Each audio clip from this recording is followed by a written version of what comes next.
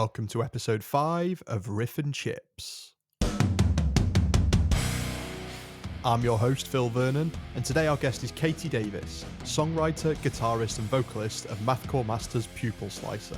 After a couple of early EPs and splits, Pupil Slicer fully burst onto the scene when they released their debut album Mirrors in 2021 and have since gone on to play the likes of Arctangent, Radar, and Download Fest, amongst others. I spoke to Katie just before they were about to head out on a full UK tour with Coil Guns and God Alone in support of their latest album, Blossom. Join us as we discuss Katie's steep trajectory from metal newbie to being on stage with Slicer, how influences have an effect on the sound of your band, and those vinegar-soaked chip clumps that you find at the bottom of your bag. Katie, welcome to Riff and Chips. Thanks for having me. Now, we always start the show by talking about kind of your roots and how you got into the heavy scene. So what's your story? I didn't listen to a huge amount of heavy music or music in general growing up. I sort of just listened to stuff from video games and movies until I was like 17 or something. Yeah. And then I was like, oh, there are songs by bands and stuff as well. So I'd listen to stuff if it was like on, like, I'd listen to like CKY if they were on like a Burnout soundtrack or like Linkin Park songs that were on like Transformers as a kid. But like, I'd not actually like seek stuff out. And then I was like, oh, if I want to listen to more music, I could just listen to bands. I mean, the only bands I listened to when I was younger were like Daft Punk and Justice as a teenager. But then, I got into more stuff, went down a rabbit hole of just like trying to expand my horizons. And then I think one of the first bands with like harsh vocals I got into was Death Heaven, because I really like Godspeed You Black Emperor, and there were like that with blast beats and some shouting over, but it's so buried in the mix you can like I was like, I like the songs enough to give it another go, even though I didn't like the screaming, but it then clicked, and then I was like, oh, a whole new world of music available to me. A friend recommended like Dillinger Escape Plans, One of Us is the Killer, and Between the Buried and Me's Colours and Parallax too. And they were like some of the first things with like harsh vocals, first heavy bands I got into, and Converge's Jane Doe. Sort of all went from there.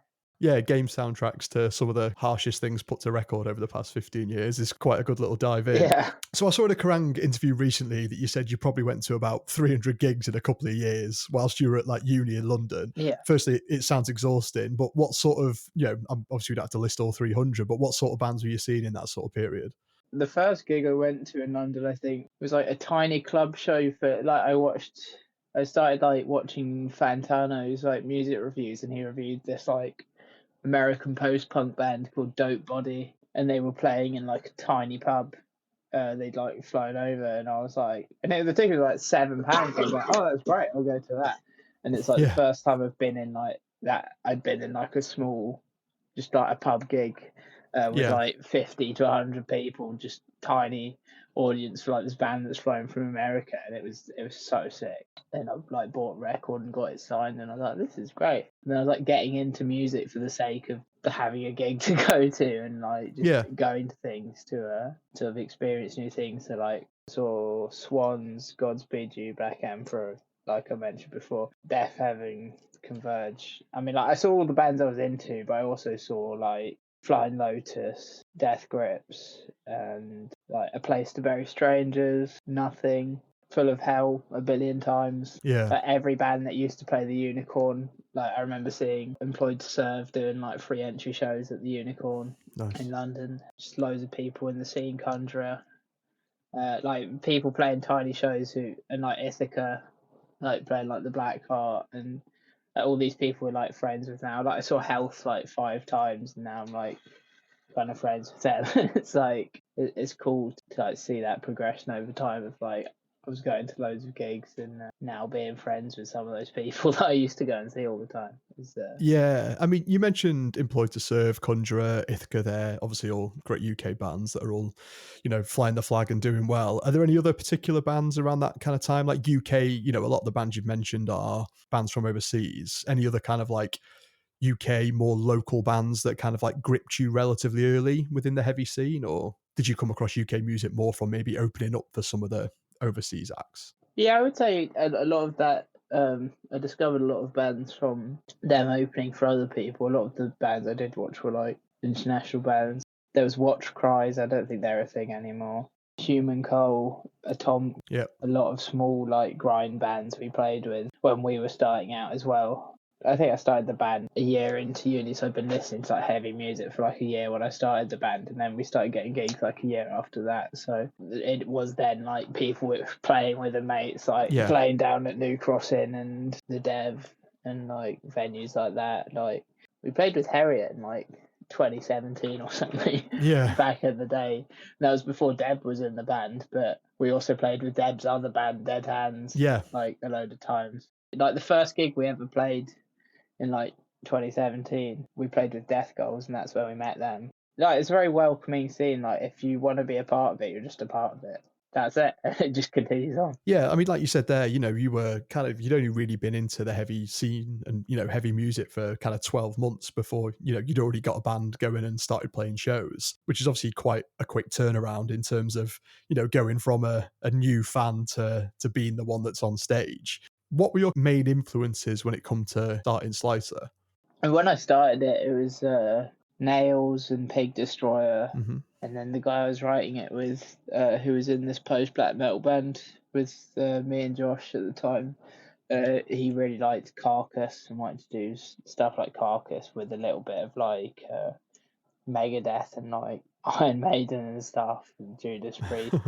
That guy left, and it was just me and Josh with the band, and we were like, well, we're getting gigs anyway, so we might as well keep writing music. What do we really like? And like I was super into mathcore at the time, and Josh was like a massive fan of like Rolo Tomasi, Mm. and then we both like Dillinger and then like bits of like Meshuggah and stuff. So we were like, oh, let's all incorporate all that in there. But at the same time, I've tried not to pigeonhole it too much because like mathcore is something I love and love playing, but at the same time, I do really like black gaze and just straight up hardcore, and power violence. So I want to get in bits of like grindcore and like basically if we're writing it and we think it's cool, it sort of ends up in the band. Yeah. And we try to make it a bit cohesive and like tie it all together. Like I can sort of feel if something's wrong. Like I've written riffs that sound like Black Dahlia Murder songs, and I'm like, these are sick, but I think that's like a step too far away from the. It's more like a vibe. I guess I can tell from Yeah. like the vibe of a riff if it's gonna be working out. Yeah, I think it works like that. Like, obviously, everyone has influences for a band, and there's always a thing, and even when you start bands later in life, we started Cops, we were in our mid 30s, it's not been going that long. And even then, we've played in bands for countless years. You still have those particular records where it's like, oh, it'd be cool to do something along these lines. Yeah. But as soon as you take like a group of people that, even if they're all into metal in general, they have bands that they kind of prefer. Like our bassist is super into, he loves lots of stuff, but he's like super into like 80s bands. Anyone that plays a Charvel or anything like that, sort of thing. He loves like Skid Row and like Extreme. Our drummers maybe more kind of like Thrice, Glassjaw, Coheed. And then we've got a guitarist that's pretty much exclusively kind of like discordant black metal. And then, you throw all those influences in, and what it makes it more interesting, because it's not like, oh, we all listen to the one same thing and that's how it's going to sound like. You kind of never know how it's going to sound, but then it always ends up sounding like you, because it's still the same 5 people making music with the same sort of influences. Because you can't really copy someone else's song, but you can like the best you can do is be like, I want to capture the feeling this gives me with our music and write something to the same to match that kind of energy that they're putting out. Yeah. But it's not, they're the best band at doing the thing they do because that's them. They make that music and you can't make the music other people are making, which is sad sometimes because I'm like, oh, I wish I was playing Not Loose songs or something like that. But that's just not the music that I write. And I think when we first started and when we did the first album, it was very much like we were very cautious with what we put on the album and like wanted to maintain a semblance of like sounding enough like Converge that people would like us because people like Converge. Whereas with the second album, it was a lot more like everything we're doing is like working and it sounds like us, so we might as well just keep going. And like I find it a lot harder with our second album to be like, oh yeah, this riff sounds like this band or that band, which is hard with your own music. Once it's your music and you've written it, it can be hard to be like, oh, this sounds like another band. And like when people compare us to other things, sometimes I'll be like, I can't see that at all. Yeah, I get that. But like, because it's your own music, it's so tied to you writing it in that process that it's hard to. You can only be the best version of your own band. You can't be someone else's band. No, So it's fun to bring those influences in, but when you're doing it, it's going to be a different beast entirely. 100%. And the records that maybe you're influenced by, when I say you, I mean the kind of royal you, when you're writing Yeah. music, you've got to remember when they wrote that album, they wrote that Yeah. album under the influence of other albums. It's just this constant kind of butterfly effect, pyramid, whatever you want to call it. And, it probably all eventually just goes back to just Sabbath or something. But, it's all like everything's kind of come from a point, and every band has got 4 or 5, however many members, all inputting in one way. And in terms of what you say, like writing songs and whether stuff sounds like something, like, we've talked about Converge, so we'll stick with that. I always think, and me and Ed from Cops talk about this quite a lot, and if you take single parts of a lot of Converge songs, they're absolutely ridiculous. If you take the main riff from Cutter, for example, which for people aren't aware, it like goes dun, do, do, do, do, do, do, do, do, do. It sounds like circus music or something. Yeah. And it's like, I can't imagine turning up to a band practice, be like, oh, I've kind of wrote this riff, and just playing that on its own, and people not being like, what the hell is this? This is stupid. But then you add all the other elements to it, and it's insane. It's probably one of my favorite Converge songs. And like, I think it's seeing the bigger picture as well as, having the influence. And like you say, when you're coming on to writing second records, or, you've progressed past your first stuff, yes, the influences still play a part, but then you've always got that thing in the back of your mind, like you said, like, oh, this is cool, but is this Slicer? Or and I never want to write off like a style, like writing songs that sound like Converge is sick, because I love Converge. And I feel like now, like the stuff on Mirrors, where like I feel like I could execute a lot of those ideas better than I executed them then. So that's also a fun thing of like, in future, do I go back to like those kinds of genre like stylings and try and improve on them and like do another take on that same thing, or do we go in a completely different direction? It's hard because there's so many. Once you like start getting a little bit of momentum as a band and doing tours and like releasing albums, in some ways it becomes limiting in its own way, because then an album is a 2-year cycle and you've got to spend however long like writing it, getting it ready for the studio stuff. And if I get like 2/3 through an album, then like on a winner, I'm like, I want to write stupid like beat down hardcore style thing and do that for a record. It's like, well, I've got to spend the next year and a half finishing this last thing. I'm like, you can't just keep starting new projects.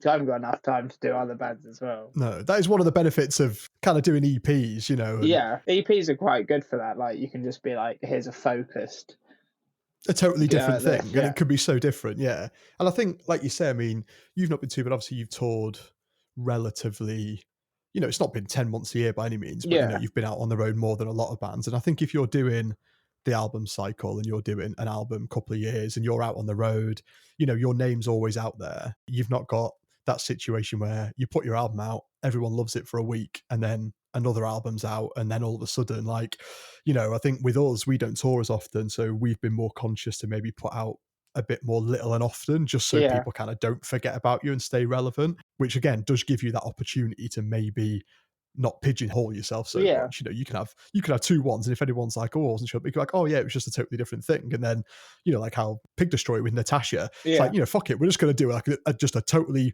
literal tempo change, genre change. We're going to do a really slow doom record instead of like a punishing grind record. And it's sometimes it's nice to have that little outlet.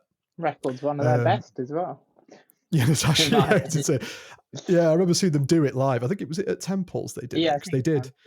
Yeah, because they did 2 sets. They did the Doom set, and then they did like the more normal set the next day, sort of thing. And it was really cool to see live.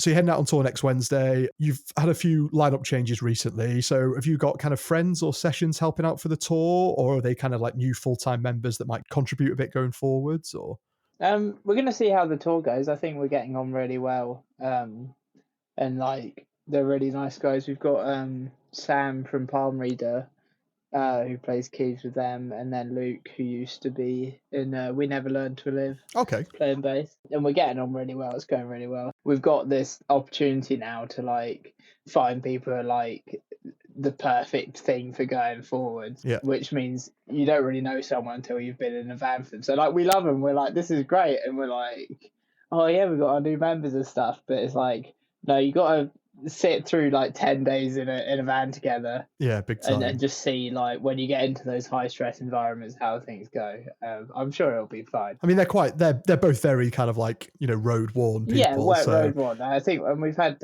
like Sammy and Justine both said that can vouch for both of them being really nice. So yeah. I'm looking forward to it. They've both been doing really well. Nice. Any particular kind of towns, cities, venues you're looking forward to playing on the tour? Glasgow's always fun. Whereabouts are you playing in Glasgow? Stereo, I think. Yeah. Bristol, we're doing Rough Trade, I think. And Bristol's always been a really good one for us. Brighton should be fun. We're doing Dust, which is a new venue there. It's just open. Oh yeah, I've not seen that before. Yeah, I've not seen that name. Brighton's always a fun one. People go pretty hard. Yeah, it should be fun. And obviously, like London, we're ending the tour off in London, which will be cool. Like it's our first ever headline run, so I'm quite excited to see. Oh, it's interesting. So you didn't do any kind of headline. I know you did the odd show, but you didn't do any headline tours. No, in support we've never done a headline tour, so it's our first one. We'll see if anyone actually cares about us or not. I'm sure they will. Out. But no, we've been hard at work, so we know that like, we got to make a good impression on our first headline run. Not that we didn't on other tours, but headline run's an even bigger deal. Like people are there specifically for you. So we've been working on like translating the whole album, which is you do a lot of things writing, or at least we do, where you want to write the best music possible and don't think about how you're going to execute it live. So that's been us's problem. From past us, a present from past us of like how do you figure out how to like turn these 3 layers of guitars and synths and like all these things into a live performance. But I think we're getting there. It's starting to like really come together. I think it makes a difference, that, and I think nowadays people would rather than hear a band that sounds thin, because you could be a huge band and, on records you can have, like we've got parts that have 5-6 guitar layers, some of it might just be a bit of color here and there, and it's not a prominent piece and it wouldn't need to be played live. You couldn't justify having that many guitarists on stage to cover the parts, but it's adding color, and if it wasn't there, you'd kind of miss it. And I think as long as the guitarist, if you're playing the big main chunky riff, the way I always think about it in our head is, if the backing dropped out, if the sample dropped out, and it's only there when we need it to be for certain bits, where we want certain bits to sound big, and we're like, if it wasn't there, would it sound totally shit? It's like, no, there'd be a bit less colour in there, it would be a step, but ultimately we're still playing the 2 big main riffs or whatever. So the stuff in the background, it's just layers, it's a bit of colour, it thickens it up a bit, but it wouldn't sound shit without it. And I think as long as you're doing that and you're using it in the right way to layer stuff, I don't think people have problems with it like they used to back in the day. At least my approach has been, I don't really like having any guitar parts. So if I've written like 3 or 4 guitar parts in a place, it's just going to have to be whittled down to 2. And then one of those might be like an amalgamation of like plays one part for a bit and then changes to the other part. Yeah. So it's mostly just synths and stuff on the backing, and like vocal harmonies as well, because there's points where it's like 8 different melodies going at the same time. I mean, I was a bit adverse to doing that at first, but I think it really does make everything sound thicker. Like just having those like low sub bass synths under like a bass line on like a big chorus. Like it sounds great. It just sounds good. So I'm like, if it sounds good, why not? Like the set could be played without it as the main thing. Like it'd still be the song without it. It's just adding a little layer. And we've got synth parts now. Sam, who played keys in Palm Reader, he's actually going to be playing some of the synth parts live as well, so that adds to the whole experience of the album, I suppose. Yeah, definitely. Some of the quieter moments, it's not just a backing track going, it's actually being played. So your latest album, Blossom, came out in June last year. That's right, wasn't it? Yeah. So both that and your debut, Mirrors, were released on Prosthetic Records. So how did that relationship come about with those, and how's it been working with Prosthetic on those records? The relationship came about in that we had the master for Mirrors and I think it was like 2 days after I think I sent it off to like Nuclear Blast and Decibels. Those all these places where they don't actually want you to send them anything in, and they're like, send a physical CD and a mailbag. And it's like, Yeah. that's never getting to anyone. Um, and then I was like, I'm just gonna email Prosthetic. There's quite a couple great bands on there, and I did. And then like the next day they replied and they were like, we love it. Yeah, that was it. It's nice when it happens, like you say, you email it and you think, oh, this is like, not amateurish thing, but you seem like it's like, oh, is this the way that people even do it anymore? Like, where's Yeah, this going to get me? Like you say, and then eventually it does. yeah, It says a lot for the quality of the music that you can send it to a label that's established as that, who doesn't probably need to go out looking for smaller bands and all that sort of stuff, and for them to just receive it and be like, yeah, we're in, like, we'll take this. yeah. For Mirrors, am I right in saying that you work with quite a few different people for kind of various aspects of it, including, in terms of engineering and production? So I know you work with Ped from Frontiera. Was it Mike Mullade of Monuments as well? Yeah. Did some drum tracking with him. Was it quite different going from working to a few different people on that record to being a bit more specific in working with Lou Johns on Blossom? Yeah, it was a completely different experience. That first album, we didn't really know what we were doing. We recorded a lot of things at home. So like the guitars were tracked at home, the bass was tracked at home. I recorded the vocals like at a friend's like rehearsal studio, and the drums were the only thing we tracked in like a live room, and that was Mike from Monuments. We just went over to his house and tracked them in his shed, and then we sent it all off to Ped, and that all happened like over the course of like a year. And the guitars were all reamped, so it was kind of like tricky to like dial in a tone where you've got to send it a week later, it comes back, and then you've got to like give notes somehow in text about the tone, and then send that back, and then a week later you get a new tone, and it was a very different experience to like recording at the ranch. We were there for 28 days. Oh, nice. It's quite a long time. So Yeah. I was there for the whole time, and it was just being in a room with Lewis for 26 of those 28 days for like 8 hours a day. Was that just tracking as well, or did that include mixing? That was just tracking. Oof. That's absolutely exhausting. Yeah. It was quite a long process. Like we were on such a tight time schedule as well. Like I finished writing the album a week before because we had to record then in order to get an offer to play download for that to be right after the album's come out. And it was like it just all knocks on. done, and it was just too much of a rush. And like we got through it, but it was like we didn't have enough time to like drill the parts when we were still writing the album up until we got into the studio. So it took slightly longer tracking than we would have wished. We still got everything we wanted done, but it was a very high intensity environment, high stress. But you know that's where the good art comes from. Forged in the flames of battle. It's the worst part of being in a band. I hate it, and it's a shame because like I love when you get those first mixes or those first masters back, and as you're recording and you hear it build up and it sounds great and you hear it building up, but there's nothing like getting that first mix back and being like, oh, like you're used to hearing like we record demos, as everyone does now. It's easy enough. You record demos to a pretty decent quality at home. Yeah. Everyone has really good drum plugins and it's easy to make your guitar sound good at home and stuff, and you think you've got an idea of how it's going to sound, and then you go in with someone that properly knows what they're doing and you've got really good tones and fully mic'd up. I don't think it's worth the pain of going through the recording process for that. Like when you open your emails and you've got those first mixes in there, it's I remember where I got the first mix was at I was at Damnation and just got we'd played the day before, and it was on the like day after where I was just hanging around and was like gonna watch Fleet Destroyer and Converge and stuff that day, and we just got the first like 2 songs at once and like listened to them on like shitty headphones, and then like was like with my mate, and I was like, oh, listen, it's the first mix, and we had that's the cool thing, being excited with mates as well, because like we've done it like we'll get our mix, and we're really close to the guys in Hidden Mothers, and like Liam will send me mixes of their record or the first mix, and like we'll get ours and I'll send it through and be like, oh, for the first mix back, what do you think? And other people get excited for you. It's a really fun part of the process, and then you get it all done and you have to wait like 7 months to release it or something. And that's the next really frustrating bit. It's all ups and downs.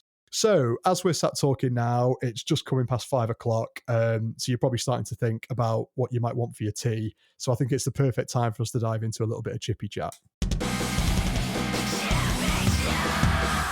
That sounds great. So we always start off by talking about, if I came to visit you, what local chippy would you take me to?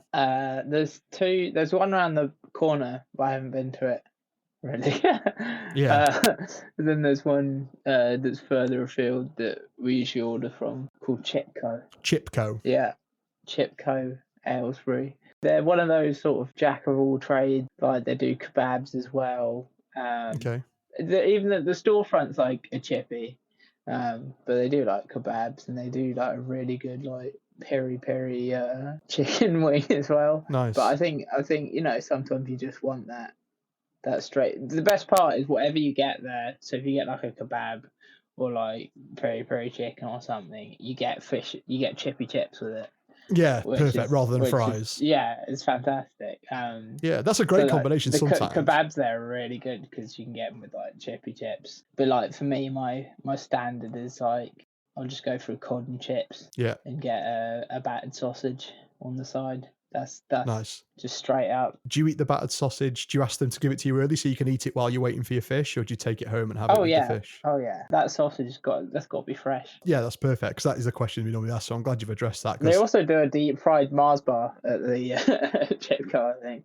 Have you had one? I've had one once, and I was like, I don't know if this was worth the amount of like unhealthiness it is, because it doesn't taste as like different to a Mars bar as you'd think. It's just like a warm Mars bar that's a bit crunchy on the outside. And the bar doesn't really taste of anything. No, doesn't add anything really. It's not adding anything. You're not going to put like salt and vinegar or anything on it. No, so it's sort of, I don't think it's worth the trade-off. I mean, it's good. It is good. You're eating like a mushy Mars bar in batter. It's like, yeah, cool.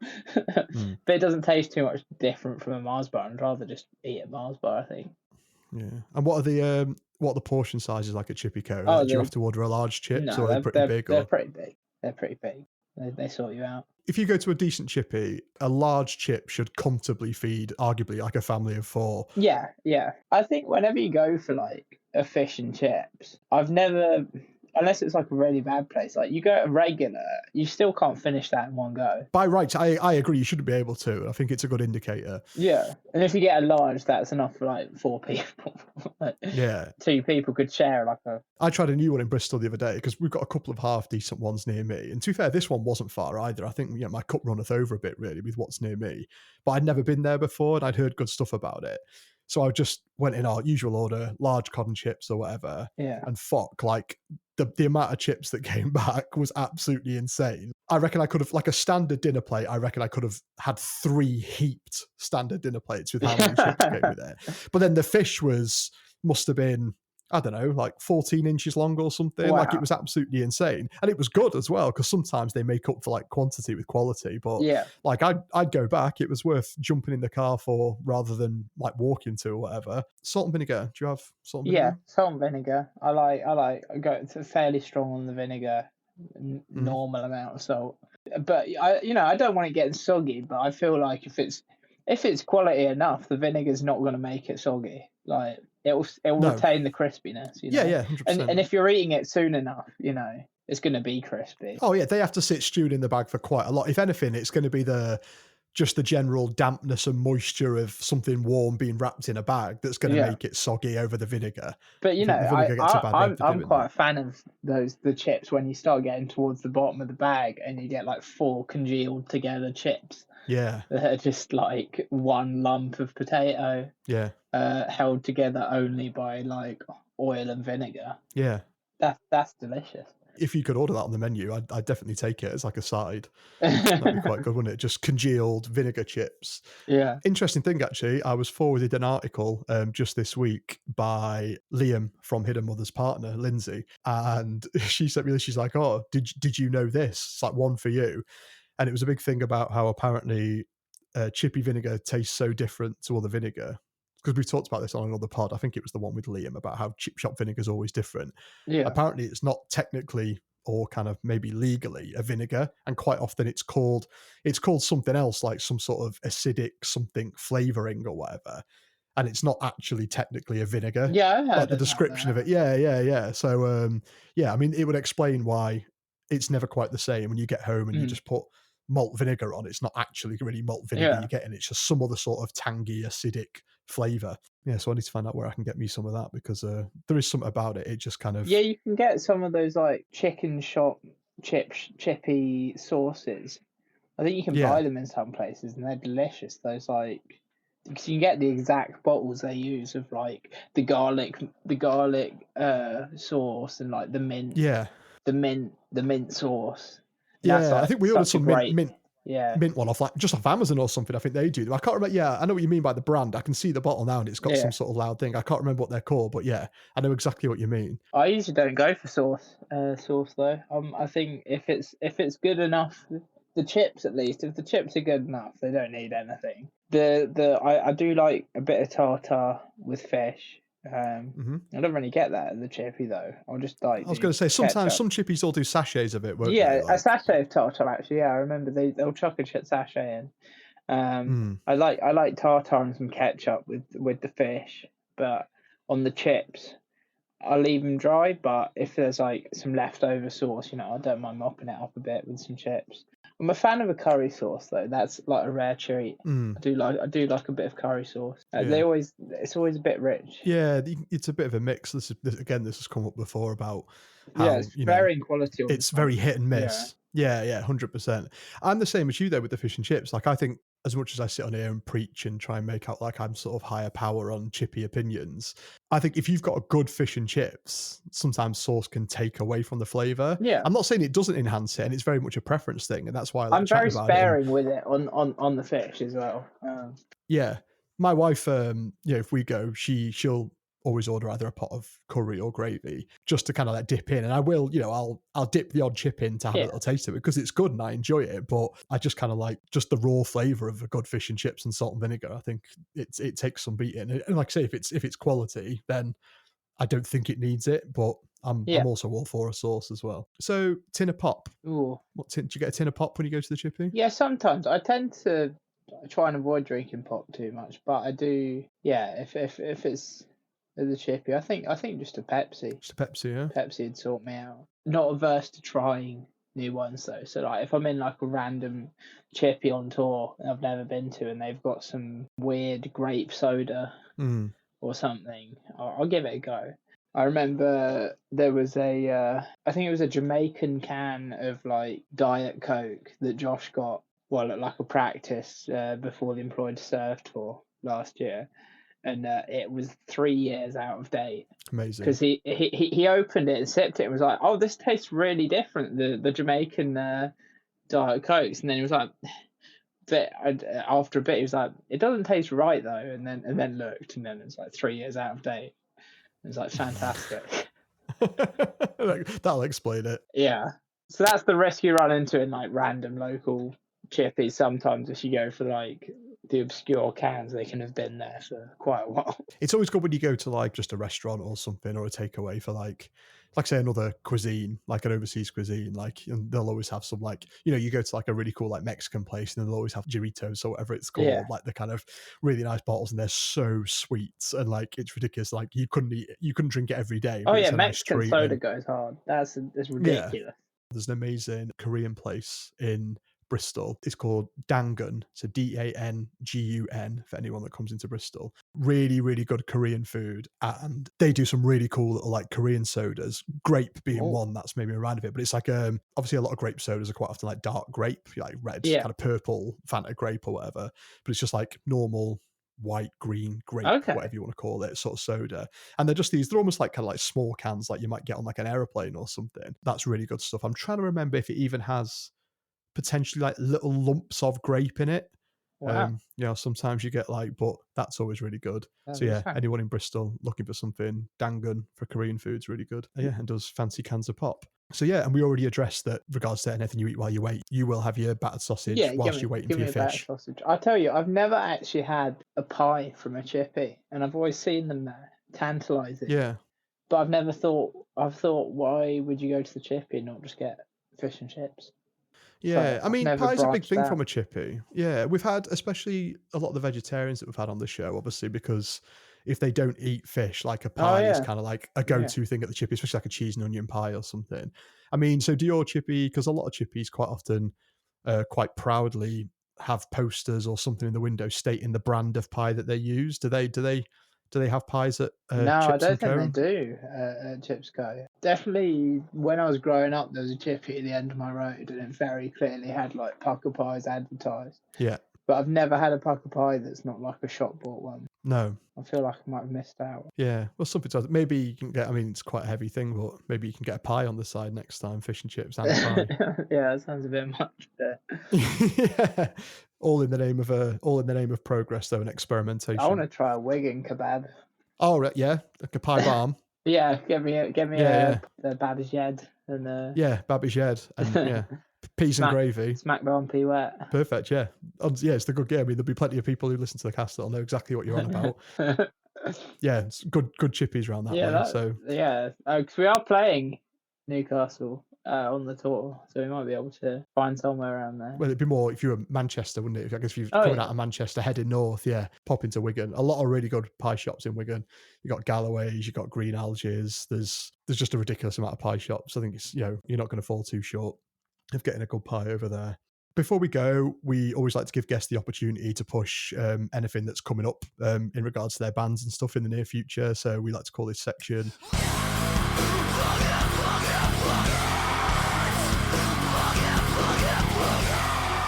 So yeah, we're in the section called Plug It. So obviously we've talked about the tour that starts next week. So are you able to give us a bit more info about that? Who you're taking out with you? What towns you're hitting up? yep. We are heading out on April 10th, Wednesday. So that'll be in 2 days when this is coming out. We are starting in Birmingham at the Devil's Dog. We're going to be with Coil Guns from Switzerland. Really cool, metallic, hardcore, sludgy, emotional, sort of like Birds in Row meets Cult Leader meets Converge. Very aggressive and in your face. Really cool band. And then we've got God Alone opening up, which is a cool like math indie noise rock band from Cork in Ireland. And yeah, we'll be travelling around with them. So we're starting in Birmingham at Devil's Dog. On the 11th, we've got Dust in Brighton. 12th, we've got Rough Trade in Bristol. The Junction in Plymouth. A couple of days later, we're up in Glasgow, Stereo.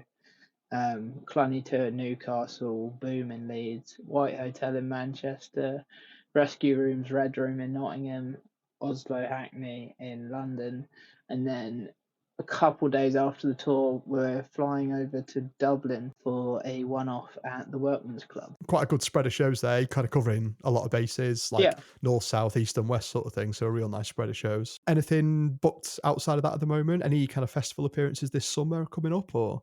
Nothing booked in yet. We're still figuring out stuff for the summer. We're trying to use a bit of time for writing and stuff. Yep.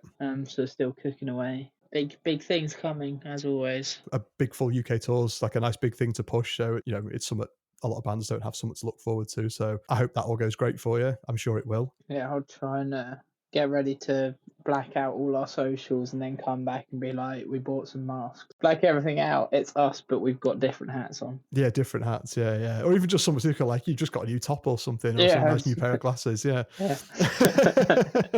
Really appreciate chatting to me, Katie. It's been really nice chatting to you. Hope the tour goes amazing, and I'm sure I'll catch up with you again soon. Cheers. Thanks. All right. Thanks. That was Katie from Pupil Slicer. They took me to the Chip Co in Aylesbury and ordered a classic cod and chips with salt, loads of vinegar and a sachet of tartar sauce. They'll wash it down with a can of Pepsi or some other exciting new pop should there be one available.